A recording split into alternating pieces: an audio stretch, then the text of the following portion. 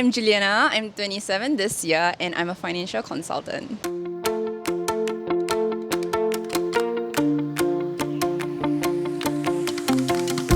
I really have no interest in investing, but because of my career, I feel like this is a really good add-on as a knowledge that I can, share with my clients. And also, I know that investing is really important because I also don't want to work anymore. My favorite part is that every single part of the session, right, is being explained to us in very, very layman terms and also in stories format, which makes it very easy and fun to understand also. The most helpful aspect will be using the funnel to filter out which companies that we can keep an eye on.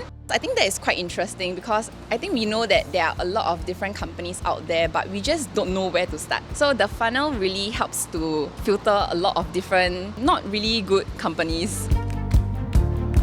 This is my first investment course, and what made me continue up to this point, right, is that I think the testimonials that Cayden showed are really, really impactful, and that I get to see how this whole program, right, benefited the graduates, and I hope I can be one of the successful ones. So yeah, I would definitely recommend VIP.